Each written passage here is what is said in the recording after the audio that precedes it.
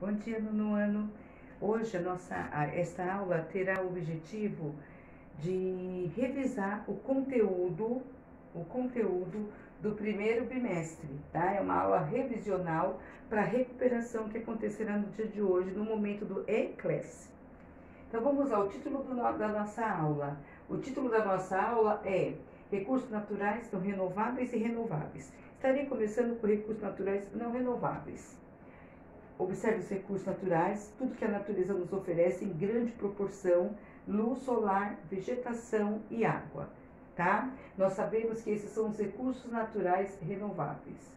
Esses recursos, eles são aqueles que uma vez utilizados pelo homem, eles podem ser repostos. A própria natureza, ela gera e está promovendo esse recurso mais uma vez. Por exemplo, a vegetação com reflorestamento, as águas em geral, o ar e o solo recuperado, né, o solo através da erosão, né, adubação correta, irrigação. Nós vamos sempre estar promovendo, sempre estar tendo isso como uma fonte de recurso para cada um de nós.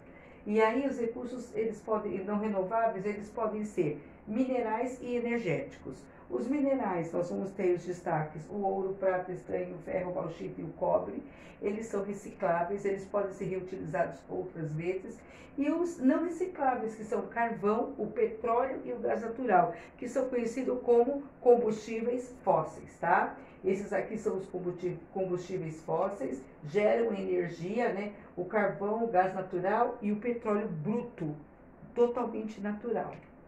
Os renováveis são que não se esgotam da natureza, a renovação ela é permanente, existe um ciclo, esse ciclo ele sempre vai estar acontecendo. Já os renováveis com a ação antrópica, a ação do homem, ele vai chegar um momento que se ele utilizar muito, ele pode levar à extinção, pode reduzir ou pode até mesmo acabar com a espécie daquele recurso natural. Aí nós vimos também lá, quando estudamos, que as fontes minerais também são utilizadas dentro do ambiente de casa, né? Por exemplo, a laje, né? O telhado aqui, vamos colocar. Nós temos aqui a laje, areia, brita, cimento, forma, uma camada. E nós vamos ter aqui também, nós vamos ter argila, que é também utilizado como o telhado. Nós vamos ter a área de isolantes, né? Que são para fiação, ó. Fiação elétrica, cobre, petróleo, plástico, tá? Azulejo, argila, calcário, feldspato e talco. Então, cada um dos itens, nós vamos ver que dentro de casa existem os minerais sendo utilizados. Não aqueles minerais de valor como o ouro, não. Mas minerais que são necessários para o dia a dia da população. Recursos minerais são substâncias sólidas, de origem inorgânica e apresentam uma composição química definida. São elementos fundamentais para a vida humana e para a construção do espaço geográfico. E aí nós vamos observar a olho nu, nós vamos ver, cada mineral tem a sua forma, a sua dureza, que seria a resistência, cada um tem a sua cor, o seu brilho, tem alguns que possuem brilho que ofusca e tem aqueles que é o brilho que reluz, tá? A clivagem, tá? E o magnetismo. Cada um tem as suas características. E aí nós vamos ter o garimpo, que é uma forma de retirada dos minerais, né? Aqui é o garimpo de ouro, ele tá com a bateia, que é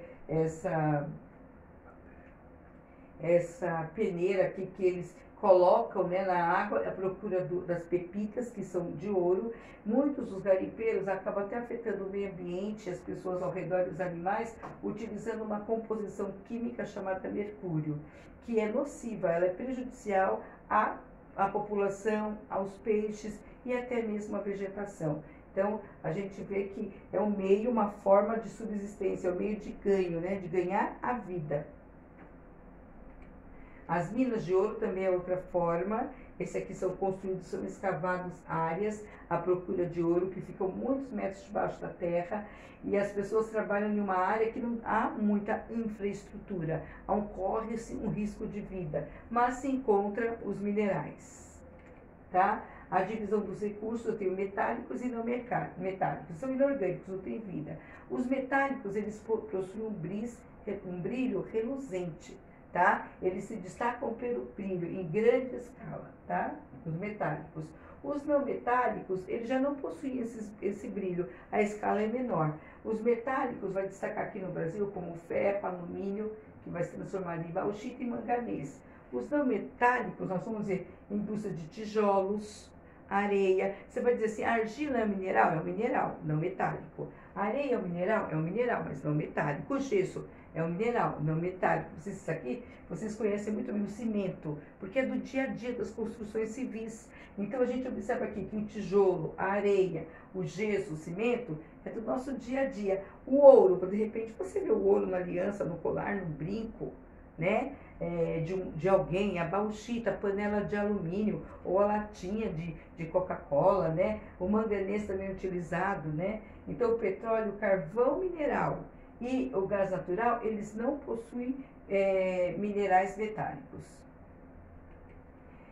E aqui nós vamos ter onde é utilizado. Então, vou pegar 3 só para vocês terem uma ideia. O mármore, que é muito conhecido por todos nós, é uma rocha metamórfica que passou por uma transformação, utilizada na construção civil ou no estatuário.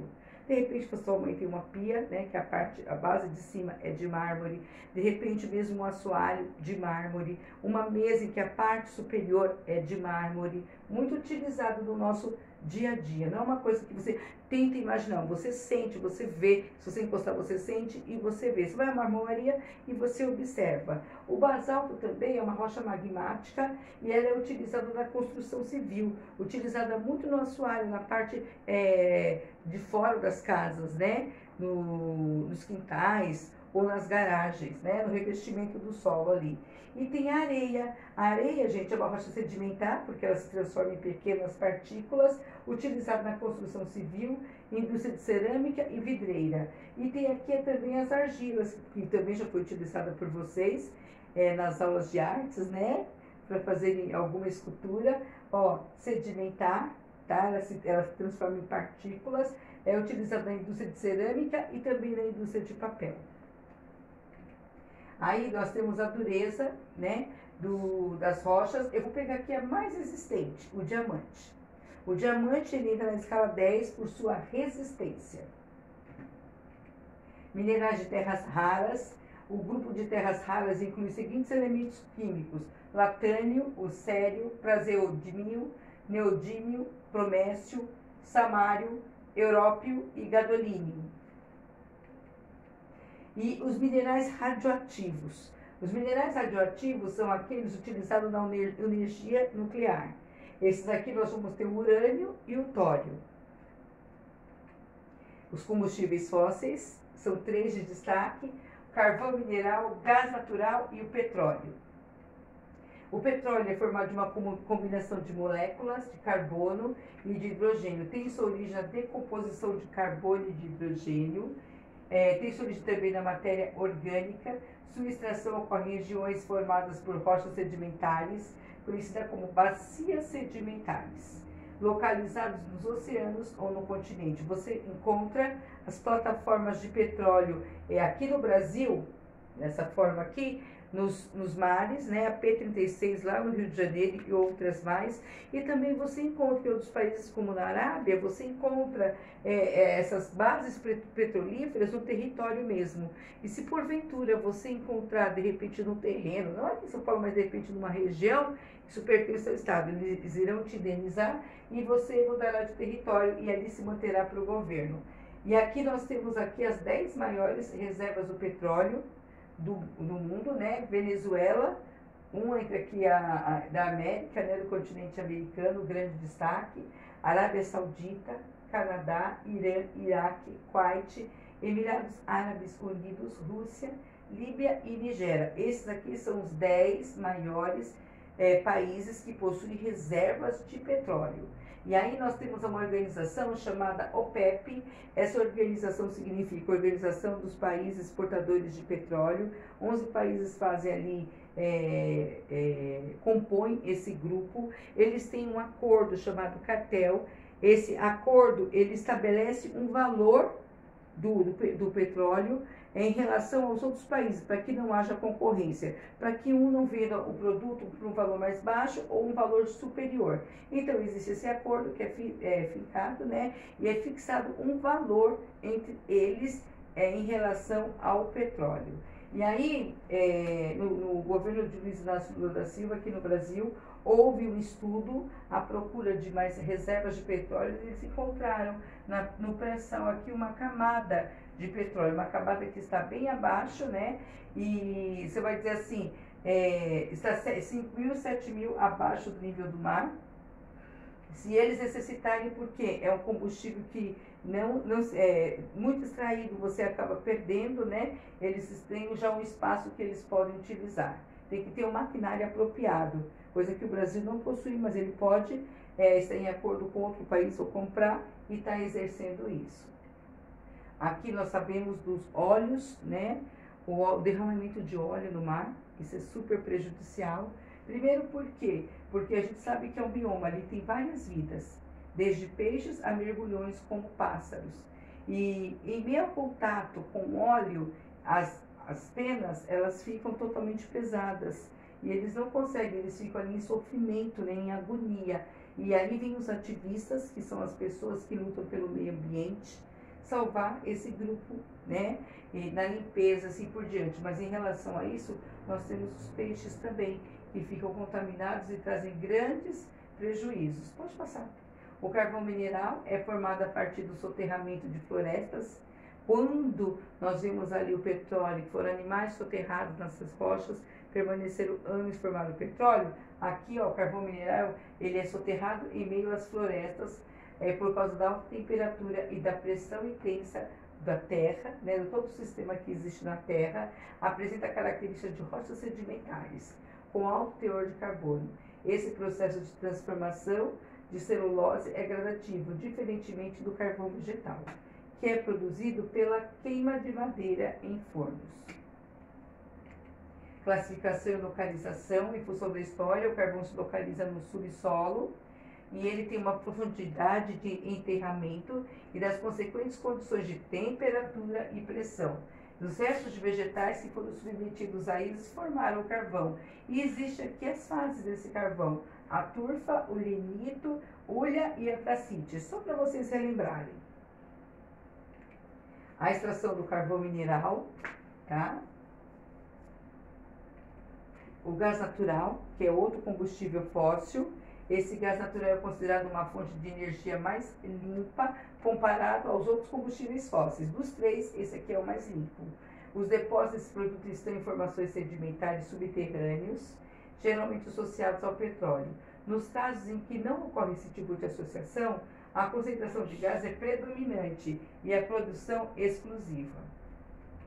O gás natural é uma mistura de hidrocarbonetos muito conhecido por todos nós, na qual o metano tem uma participação superior a 70% do volume. A composição do gás natural pode variar bastante, dependendo a fatores relativos ao campo em que o gás é produzido, processo de produção, condicionamento, processamento e transporte. O gás natural é um combustível fóssil, uma energia não renovável. A OPEP, são esses países: Angola, Argélia, Líbia, Nigéria, Venezuela, Equador, Arábia Saudita, Emirados Árabes Unidos, Iraque, Catar e Kuwait. São todos esses países aqui que são membros da OPEP, a Organização dos Países Exportadores de Petróleo. Existe o cartel, onde eles estabelecem um valor do petróleo e esse valor é passado para eles, para que um não venha vender mais barato que o outro e vender em nível maior, né, ao outro, levando à extinção. Então, existe esse cartel onde favorece a esses países. Aí vem o solo, existe o perfil do solo, nós fizemos muito em sala de aula, desenhamos também no caderno. Então, aqui, ó, nós temos uma divisão no solo, tá? O primeiro é o horizonte O, que é o horizonte fértil, onde eu tenho totalmente a vegetação. Eu tenho a terra, as raízes, os biomas, que são os animais, a vegetação, tudo nessa área. Nessa área do horizonte E aqui, eu vou ter aqui a mistura da terra com algumas rochas. No horizonte R, eu vou ter aqui o seguinte, a rocha matriz. Sabe o que é a rocha matriz? Essa rocha matriz aqui é um agrupamento de rochas que são originárias, rochas mães, que existem ali, que foi se misturando com o horizonte C, né? Você observa que há uma dispersão dessas rochas, tá? Isso aqui é o horizonte do solo. Você vai dizer assim, por que aqui eu já não tive uma rocha matriz na parte superior? Porque onde já se viu nascer vegetação numa rocha? Eu tenho que ter terra, terra em grande número, tá? Lixiviação. A lixiviação, a água infiltra pelos poros da terra. Então, você pegou uma plantinha, colocou água, até a água vai infiltrar. Infiltrando, ela vai deixar esse território fértil. Por exemplo, ele vai ter camadas internas de fertilidade superficial do solo. Por exemplo, cálcio, sódio, potássio. O processo de lixiviação empobrece o solo e produz uma crosta ferruginosa, que impede a ação e fixação das raízes, ou seja, aquela água que acaba infiltrando acaba levando uma parte dessa terra, que dificulta, né? Fora isso, também perde sais pela água que ali existe. E assim como os demais problemas relacionados ao solo, a lixiviação e a laterização podem ser agravados pela retirada da cobertura vegetal. Olha a importância de nós termos no solo, na superfície da terra, a cobertura vegetal, porque a partir do momento que eu tenho a cobertura vegetal, eu tenho as raízes, e essas raízes vão segurar, vão fixar aquela terra, tá? Deixando de ocasionar erosão e outros problemas ambientais. A lixiviação, né, a imagem com erosão e laterização. O terraceamento, o cultivo dos solos, obedecendo à estrutura dos planos do horizonte e previamente construídos. Nós vimos ali os horizontes, o horizonte orgânico. Existe um processo de plantação que é o seguinte, existe o uso daquele território, né? Então, usei 3 meses, deixo ali aquele território parado para o descanso, para depois ele ser reutilizado. Observo também a estrutura para que ele possa resistir, viver.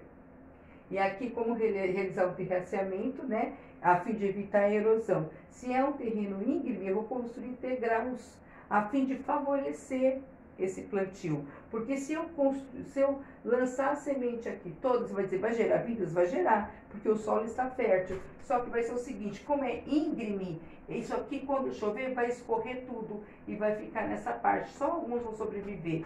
E se eu tiver degraus, vai descendo aqui de forma vagarosa, sem que haja a perda.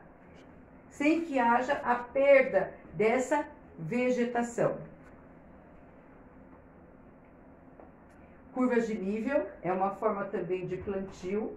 Ela resulta nas altitudes do terreno, é traçada na carta, né, permite a visualização da inclinação do relevo, como eu coloquei. São curvas criadas em forma de degraus, que vão favorecer o quê? O plantio, a vegetação. A desertificação, um solo totalmente desmatado, um solo que não tem os nutrientes, ele acaba ficando desertificado, ou seja, ele perde os nutrientes deste solo. A desertificação é um fenômeno que corresponde ao empobrecimento, à perda de minerais, de vitaminas e a umidade, umidade em solos arenosos, localizados em regiões de clima subúmido, árido e semiárido. A savanização estende pelo conceito de savanização a transformação de uma vegetação natural, uma floresta tropical equatorial e uma área que se assemelha às savanas africanas, com um campo ralo, árvores espaçadas e uma menor quantidade de vegetação. E aí eu vou entrar nos recursos naturais renováveis, capítulo 2, que também vai estar caindo na prova de recuperação. A biopirataria, vida, clandestinamente, roubo, retirada de vida de um determinado território. A vegetação tem vida? Sim. Então, a biopirataria é exploração e manipulação, exportação e comercialização internacional dos recursos biológicos, trazendo grandes danos à sociedade, tá? Então, se você vai estar retirando isso vai causar danos, porque se eu retiro uma grande espécie, eu posso acabar com a espécie. O desmatamento, eu coloquei a cobertura vegetal, super essencial. A pior parte é quando as queimadas, porque quando eu falei da terra do terraceamento, eu disse o seguinte, que o solo ele fica ali, as pessoas plantam e o que, por exemplo, o que eu colhi permanece no solo. Você vai dizer assim, mas restos de folhas, restos de vegetação, isso mesmo, porque em 3 meses isso aqui vai se decompor e vai tornar aquele solo escuro, aquele solo fértil. Se eu faço uma queimada, além de queimar, além de acabar com a vida que existe aqui, vida vegetal e animal, eu também vou deixar esse solo sem nutrientes. Efeitos negativos da redução de vegetação afetam o equilíbrio da biodiversidade, interferem na dinâmica climática e acelera o processo de degradação do solo e das redes de drenagem. O ciclo hidrológico é o ciclo, acontece naturalmente, tá? Então eu tenho o Sol, nosso astro, a nossa estrela aqui da grandeza aqui, nós temos as nuvens, tudo fenômeno natural, isso aqui é natural. Então aqui, ó, o Sol vai aquecer essa parte do mar, o rio, o lago, tá? O que for que seja, essa água aqui ela vai evaporar, vai subir, vai condensar nas nuvens, tá? Essas gotículas vão ficar aqui, vão pesar e o que vai acontecer? Vai precipitar, vai chover. E aí essa chuva vai voltar ao nível aqui, vai acontecer o ciclo, repete, tudo que se repete. O sol vai aquecer, vai favorecer. E esse degelo aqui também vai acontecer, que vai contribuir para os lagos e até para os rios. Ok? Super, super importante.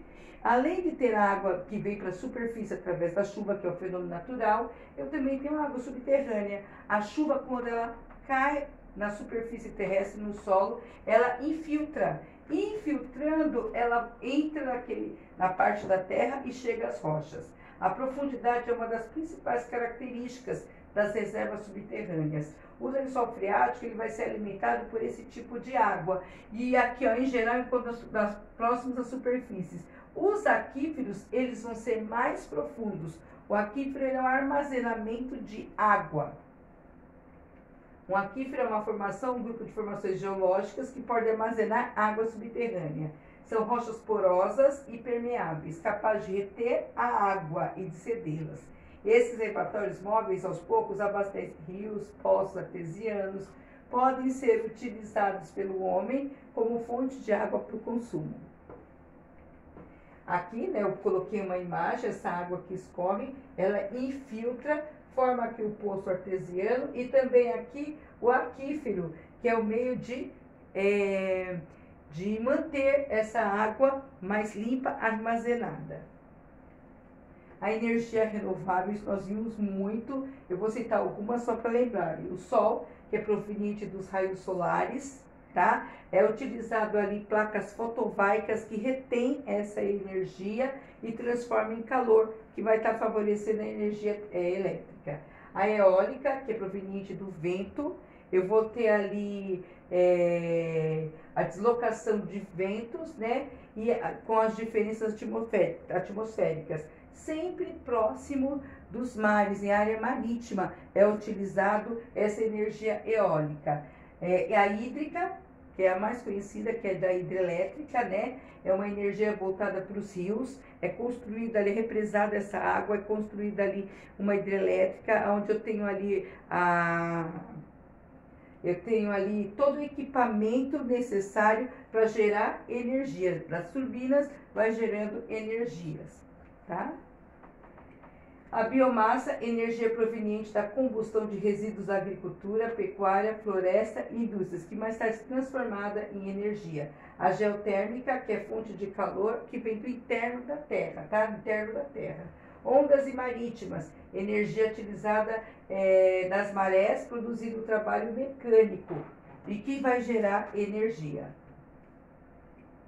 Aí eu coloquei a imagem a solar, a eólica, a geotérmica, as ondas e marés.